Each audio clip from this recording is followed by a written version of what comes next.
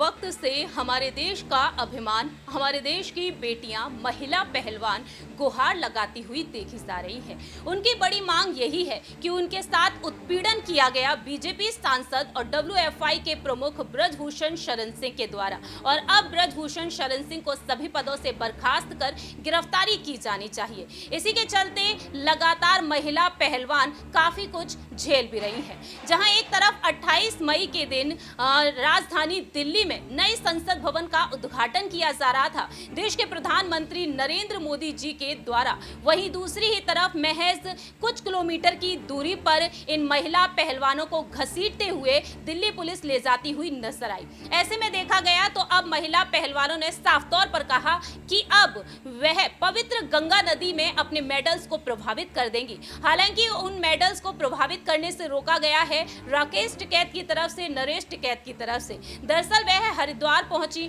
हर की पौड़ी पहुंची और वह जितने भी मेडल्स उन्होंने जीते थे उनको बहाने के लिए पहुंच गए। हालांकि अब देखा जाए इन मेडल्स को सुरक्षित रखा गया है और साफ तौर पर यहां पर खाप पंचायत का कहना है कि अब बड़े लेवल पर आंदोलन किया जाएगा। ऐसे में राष्ट्रपति द्रौपदी मुर्मू जी से लगातार मांग की जा रही है।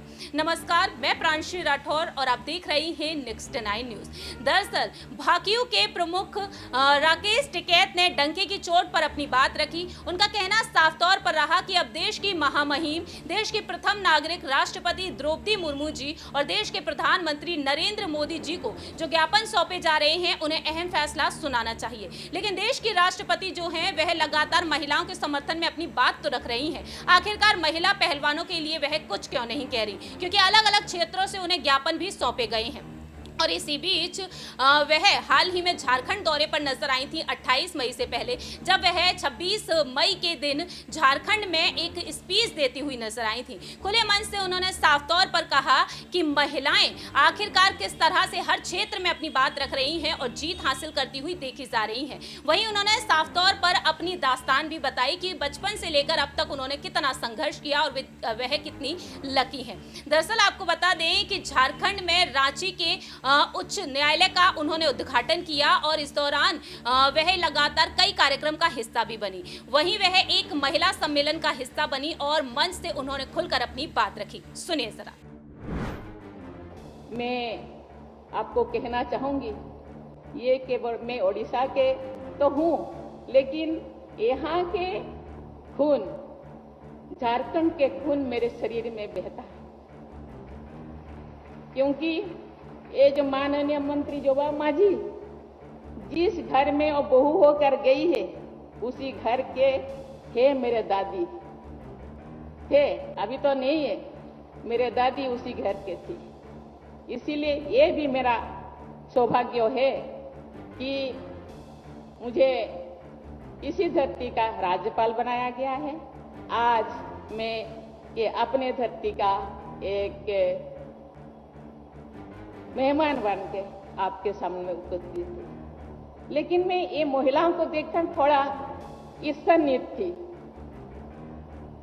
मैं सोचती थी कि शायद मेरे पास भी वही ज्ञान होता। उस दिन बचपन में मेरे दादी ने मेरे गांव से 5-6 किलोमीटर दूर मेरे हम लोगों का खेती था और खेती के आड़ियों में शायद 20 ऐसे महुआ के पेड़ था। हम रात को 2 बजे मुझे मेरे दादी ने 2 या 2:30 बजे मेरे दादी ने उठाती थी, चलो जाएंगे। उसको कलेक्ट करते थे, सुखाते थे और पोटोम बांध के, हम तो बंदी कहते थे, पोटोम बांध के उनको रखते थे। साल भर में कभी कीड़ा लग जाता था, इतने सारे पसीना बहाने के बाद, क्योंकि उनको उपयोग हम नहीं पता था, केवल उसको बॉयल करके, कभी हम लोगों के पास खाना नहीं होता तो थोड़ा बहुत खा लेते, लेकिन इतने सारे उनका वैल्यू ही नहीं था।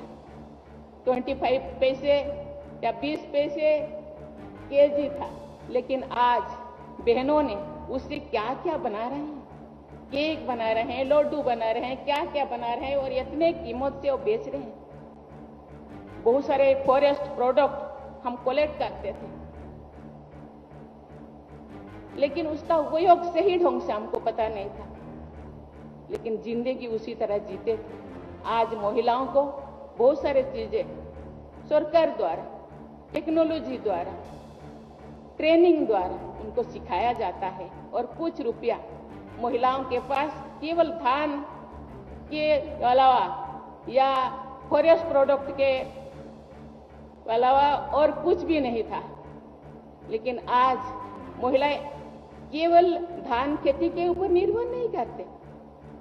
आज सरकार जो महिला समूह बनाए हैं और थोड़ा बहुत यहाँ पे मैं तो खुश हूँ। जो राज्यपाल थी, शायद मुझे एग्जैक्ट जितने पता है 302 केजीबीबी था। मैं केजीबीबी घूमती थी। केजीबीबी में शायद आदिवासी बच्ची ही पढ़ते हैं, तो मैं उनको चेहरे को देख के खुश होती थी। आज वो बच्चियां शायद कॉलेज में, यूनिवर्सिटी में या शायद नौकरी भी करते होंगे। मैं राष्ट्रपति बनने के बाद सभी स्टेट, सभी राज्य मुझे घूमने के लिए मौका मिला। इसी तरह बहुत सारे महिला समूहों को मैं मिलती थी, इंटरेक्ट करती थी। मैं तो खुश हूँ। भले ये आदिवासी बहुल राज्य है, 26% आदिवासी इस राज्य में है, उसका 50% आप बोले तो मुझे लगता है 1 करोड़ से ज्यादा आदिवासी रहते हैं इस झारखंड में, लेकिन आधा है महिलाएं। ये महिला सशक्त है, ये आत्मनिर्भर है और ये फैमिली को तो निश्चित रूप में 1-2 कदम दूसरे राज्य से ये झारखंड के आदिवासी फैमिली 1-2 कदम आगे है। ये केवल महिला समूह द्वारा संभव हो पाया है। मैं उनको धन्यवाद देना चाहती हूँ। इसीलिए छोटेपन में कहते हैं बेटियां मेरी रानी है, बेटी रानी, परी है, ये देवी है, दुर्गा है। ये सामने में देख रही हूँ, लक्ष्मी है, सरस्वती है। मैं देख रही थी उनके चेहरे पे जो मुस्कान देख के मैं खुश हो रही थी। चलिए, बहुत दिन बाद ही से ही महिलाओं के चेहरे पे तो मुस्कान आया। मैं बहुत सारे महिला समूहों से बीच बीच में जाती थी। एक महिला समूह को मैंने भेटी, वहां शायद 2000 महिलाओं का सम्मेलन था। एक महिला आके एक कंप्यूटर लाए और सरकार के कितने स्कीमें है और स्कीम में क्या क्या लाभ उनको मिलता है उसके बारे में वो एक के बाद एक कंप्यूटर चला के हम लोगों को सुना रहे थे। मैं उनको देखकर मैं ये अचंभित हो रही थी। बाद में मैंने पूछा आपको पढ़ाई कितने की? उन्होंने मैडम ज्यादा नहीं, 9 क्लास के एक महिला कंप्यूटर चला के गवर्नमेंट का जितने स्कीम, केंद्र सरकार के जितने स्कीमें, राज्य सरकार के जितने स्कीमें वो गिनाती थी और वो स्कीम के द्वारा उनको क्या क्या लाभ मिल रहा है उसके बारे में वो वर्णन करती थी। उसको देख करके मैं अपने आप को मैं कितनी छोटा महसूस करती थी, मैं कितना पीछे हूँ। इसीलिए आप कभी भी आपका कदम आगे बढ़ रहा है, ये मुझे लगता है एक कदम पीछे हटने का कोई संभावना नहीं। आगे बढ़ेगा, खुद तो सशक्त हो गए। परिवार, उनको मैंने पूछा तो उन्होंने बोले मैडम इतना हम तो कमा लेते हैं, अभी अच्छे वाला स्कूल में हम बच्चों को पढ़ा पा रहे हैं, अच्छे वाला स्कूल में। तो इसीलिए मैं इनको देख करके मैं बहुत खुश हूँ और इनके पास वो पोटेंशियलिटीज है, जुनून है, आगे बढ़ने का जुनून है। मैं जो अभी यहाँ आ रही थी काल शायद ट्राइबल सबसे पीबीटी जी को मैंने मिली। आज केवल झारखंड में नहीं, पहले भी मैं पीबीटी जी से मिलती थी, आज भी मैंने काल मिली। और ऐसे सभी स्टेट में जितने पीबीटी जी है, मैं आपको बताना चाहती हूँ सारे भारत में 700 से ज्यादा ट्राइबल कम्युनिटी है। उनमें से अभी तक इतने आइडेंटिफाई 75 ऐसे ट्राइबल को आइडेंटिफाई किया गया है जो सबसे पीछे है। उनको मैं पूछ रही थी क्या क्या वो सुविधाएं हैं और वो भी, उनको भी आगे बढ़ने का जुनून है और होना भी चाहिए, क्योंकि हम पीछे हैं। इसीलिए हमको बहुत सारी सुविधाएं दिया गया है। लेकिन हम पीछे हैं, इसलिए हम बैठ के रहेंगे। Government, central government, state government हमको बैठे बैठे देगा, ऐसे नहीं। हम लोगों के पास भी जुनून होना चाहिए आगे बढ़ने का और जानकारी लेना चाहिए गवर्नमेंट हम लोगों के लिए क्या कर रहे हैं, क्या क्या सुविधाएं दे रहे हैं, और सुविधा का लाभ उठाने के लिए हम लोगों को भी प्रयास करना चाहिए। और वो लोग प्रयास कर रहे हैं, वो लोग खुश है।